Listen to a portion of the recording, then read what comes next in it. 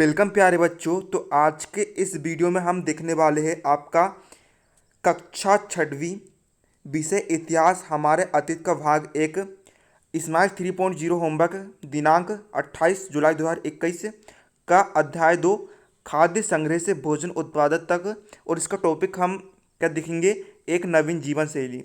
तो इसका जो भी होमवर्क है आपका, इसका पूरा फुल सॉल्यूशन मैं आपको दूंगा और साथ में समझाऊंगा। तो आपको समझते हुए चलना है, समझना आपका महत्वपूर्ण है, क्योंकि आपको सॉल्यूशन तो कहीं से भी मिल जाता है, इसलिए आपको समझते हुए चलना है। तो देखिए बच्चों, यहाँ पर हम पहला क्वेश्चन देखने वाले हैं कि आरंभिक मानव के लिए जानवर किस प्रकार से चलते फिरते खाद्य पदार्थ थे। तो देखिए बच्चों, हमारे जो आरंभिक मानव थे, मतलब कि जो मानव प्रजाति की जब शुरुआत हुई थी, तब जो जानवर होते थे, है ना, आपको पता जानवर चलते फिरते होते हैं, चलते फिरते होते हैं ना बच्चों। तो जानवर जब चलते फिरते थे, तो जो आदि मानव थे, जो आरंभिक मानव थे या फिर आदि मानव थे, वे क्या करते थे, उन जानवरों को शिकार करते थे। ठीक है, वे कंदमूल खाते थे, कोई भी जानवर मिल गया तो उन्हें वे मार के खा जाते थे, जानवर को शिकार करते थे। इस प्रकार वे, है ना, जानवर उनके लिए क्या थे, चलते फिरते खाद्य भंडार थे। तो देखिए बच्चों, यहाँ पर हम यहाँ से लिख रहे हैं, आरंभिक मानव आमतौर पर खाने के लिए जंगली जानवरों को शिकार करते थे, मछलियाँ और चिड़िया पकड़ते थे, फल मूल दाने पौधे पत्तियाँ अंडे इकट्ठे किया करते थे। आरंभिक मानव को शिकार करते समय जानवर चलते फिरते मिल जाते थे, इसलिए आरंभिक मानव के लिए जानवर चलता फिरते खाद्य पदार्थ थे। तो ये आप इसका आंसर लिख लेंगे बच्चों, आपके सामने उत्तर है। ये बच्चों आपके पहले प्रश्न का उत्तर हो जाएगा। अब हम देखते बच्चों प्रश्न 2 का उत्तर। प्रश्न 2 हमें दिया है, आरंभिक कृषि एवं पशुपालन के साक्ष्य उपमहाद्वीप में कहाँ कहाँ से मिले हैं।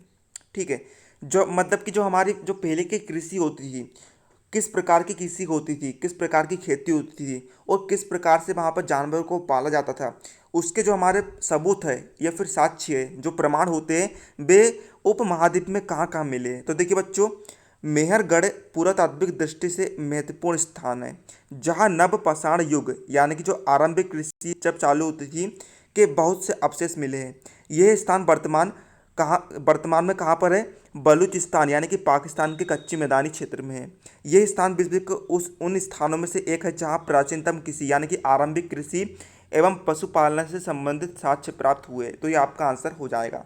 मतलब कि हमें मेहरगढ़ में, है ना, जो आरंभिक कृषि किस प्रकार से होती थी, है ना, और किस प्रकार से पशुपालन जानवर को पाला जाता था, उसके हमें सबूत प्राप्त हुए हैं। देखिए बच्चों, हमारा तीसरा प्रश्न है यहाँ पर, गर्तवास से क्या अभिप्राय है एवं यह कहाँ से मिले हैं, है ना। गर्तवास किसे कहते हैं। तो देखिए बच्चों, समझाता हूँ मैं आपको। बुर्जहोम या फिर गर्तवास वर्तमान में कहाँ पर है, कश्मीर में है।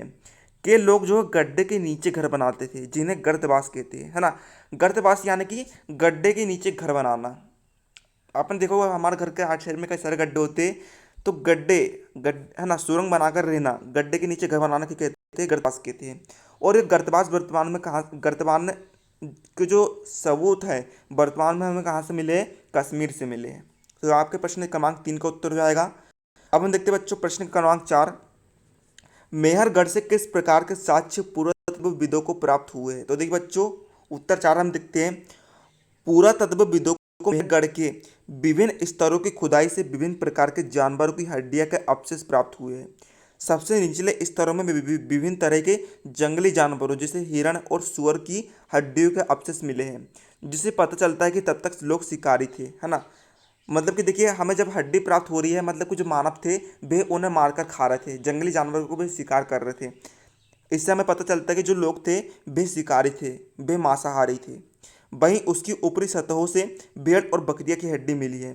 सबसे ऊपरी सतहों से भेड़, भैंस और बैल जैसे पालतू जानवरों की हड्डियों का अवशेष मिले हैं, जिससे प्रतीत होता है कि बाद में वे पशुपालक बन गए हैं, है ना। सबसे नीचे हमें क्या मिले, हिरण और सुअर की हड्डियों का अवशेष, मतलब कि वे सबसे जो पहले के मानव थे वे मांसाहारी थे। और जब हमें ऊपरी सतह से भैंस और बैल जैसे पालतू जानवरों की हड्डी का अवशेष मिले, मतलब कि वे थोड़े बाद के मानव के अवशेष थे, है ना।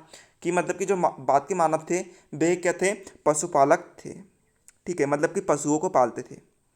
अब आखिरी प्रश्न हम देखते हैं, बुर्ज होम से मिले पुरातात्विक साक्ष्य को संक्षेप में उल्लेख करो, है ना।